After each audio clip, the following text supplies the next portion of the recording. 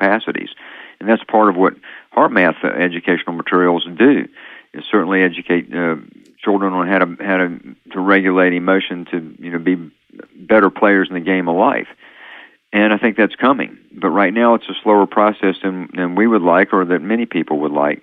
But it's not because the people in the systems are messed up or wrong. They're just dealing with systems. There are a lot of wonderful, amazing teachers doing amazing things in the schools today.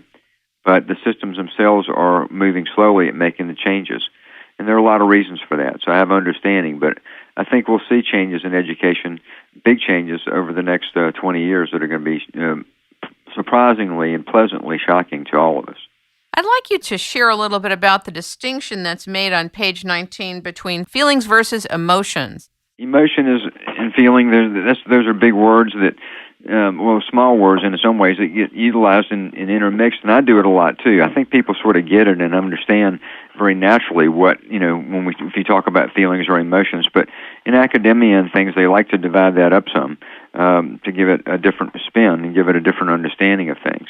And to be honest with you, I wrote the HeartMath Solution. It was published in 1999, and I haven't read my own book in quite a while, so I don't remember exactly what I said about it. Can I read it to you? I think it's very important. Sure. It says, emotions act as amplifiers of our thoughts, perceptions, and attitudes. We can have a great sound system with state-of-the-art CD player and excellent speakers, but if the amplifier, the power source for our sound system, isn't working correctly, the sounds produced by the system are severely distorted. Likewise, when our emotions, the amplifiers of our perceptions, are out of balance, our view of life is distorted. And then you talk about activating core heart feelings, etc. Right. But, you make this distinction. I wanted to mention that. Yeah, that's in the first chapter of the book. It's I think that's number 6 on the 10 things the book's going to be about. Right. And also managing your emotions. Yeah, managing emotions to me is the next frontier in human evolution, and that's a statement I've made a lot on shows like yours and certainly from a lot of stages around the world. And the reason is because I think we've developed in a lot of ways, we've developed mentally. Certainly we see that reflected in their technology and things like that. Physically, we're making a lot of changes. There's certainly a lot of emphasis on health today that wasn't there 20 years ago, as an example. But emotionally, we're still having the same sort of emotional patterning processes that have gone on for thousands of years, and yet we're living in a very high-speed society with a huge amount of input. So that's not working too well. So we have a host of emotional issues that people are facing today. And it's at epidemic or pandemic levels. It's all around the world. And so I think that we have to learn how to better regulate emotion, and that does not mean suppress or repress emotions. It means that we have this amazing gift of the ability to feel like no other living thing on this planet, and yet emotions are the source of most of our problems. So if we can learn to regulate emotion, learn to manage emotional reactions, learn to repattern our emotions so that we are experiencing more positive emotions in our life, then life gets better really quick. And that's where the heart intelligence comes in. Heart intelligence is a very high-speed intelligence. It works quicker than the emotions even. And it requires that to regulate emotions. When you try to regulate emotions just from thinking about things or just mind on mind, it's a slow process. Emotions work very quickly. They trigger very quickly. But when you have access to your heart intelligence more, and that's refined and brought to the forefront, you have a greater ability to regulate those emotions. And when you do, it doesn't mean that you don't feel sad or you don't feel angry or those kind of things, but you have a much better sense of what emotions work for you and what don't, and you choose emotions in a way, rather than them being just reactions. You begin to call the shots on what you want to feel, and you begin to generate and actually activate it and utilize some of these positive emotions that have always felt good to us as human beings, and that certainly make life easier to live. So that is one of the most important things, I think, in this era that we live in now, is to better utilize our emotional capacity, to bring it up to date in a way, to give it an upgrade, to give it its 2.0 now, because it's needed. We cannot operate in this world and be fulfilled and happy if we're operating from old emotional programming that's gone back for thousands of years, because things happen too quick now. The era of high-speed change is moving things on too quickly.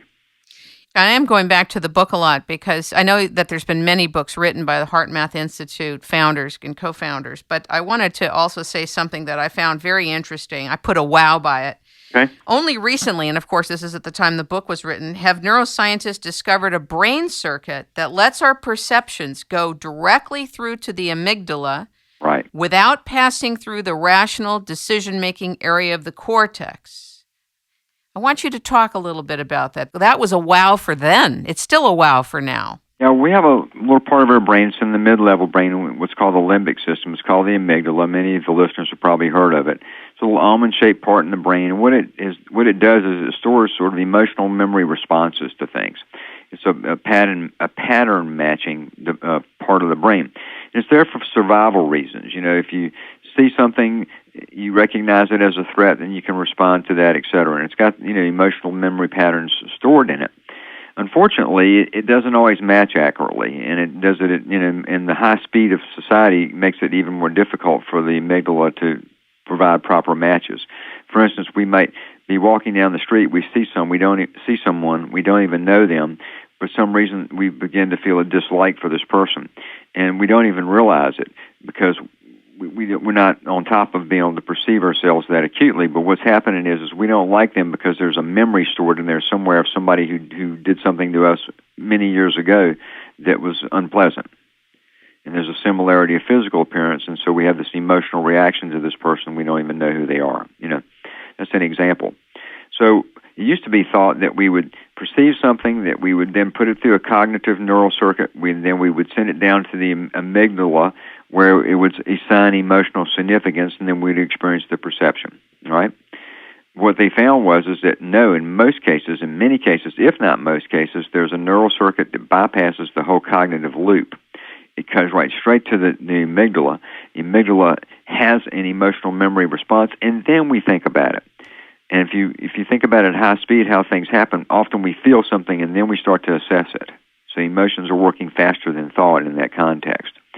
So there is a circuit in there, and sometimes we just go right straight to emotion rather than to rational thought, and that happens all the time to us. And so it's one of the things that that's been discovered about brain function, and I found it interesting as well.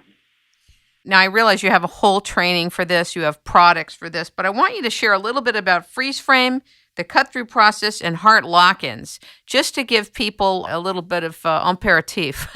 Okay. Well, the HeartMath system is made up of methods, techniques, and technology, all designed to activate more heart intelligence and then apply it in different ways. So there's a variety of skill sets in our training programs, things like our Heart Mastery program, which is the personal growth program that people can take from their own home, for example, through pre-recorded courses and live discussion groups, right on down to the trainings that we do in Fortune 100 companies, healthcare systems, schools, all those places. So there's a skill set that we provide for people in the HeartMath system. You mentioned 3 techniques. They're all heart-focused techniques. Psychologically, they're classified as either emotional repatterning techniques or emotional response management techniques. And they are for different things. Freeze frame is a technique designed to help us make better decisions. You're activating the intelligence of the heart, and then you're asking some questions from that place to get, a different view of an issue. It could be something fun, or it could be a problem, but you want extra information from that. The cut-through technique is a technique that's more complex. It's probably the most complex of the HeartMath techniques. And what it is a technique designed, it's a 6-step process, really, that you go through, designed to help us work through some of the emotional issues we've had. So emotional repatterning process that we go through there to really develop new understandings and sort of cut through on emotions so that they don't linger and they don't last forever. So it's especially useful for some long-standing emotional issues that we sometimes have. Heart lock-in is a foundational technique. It's when you really just lock into the positive emotional states that that are there for us in the heart, and you hold on to them. It doesn't mean you're locking yourself into somewhere like jail, but you're just sort of locking in on these positive emotions. And you sustain that for anywhere from 5 to 15 minutes, and for me, sometimes much longer. 30 minutes is a good lock-in for me, for example. And what you're doing is you're running that coherence through your system. We talked about coherence at the beginning of the show. Yes. So you're running coherence through your system and sustaining it. And when you do, you begin to repattern everything from nervous system to brain. You begin to over time, to begin to naturally have a new baseline of coherence which means you're going to function in the world differently, and you're certainly going to see some things differently. So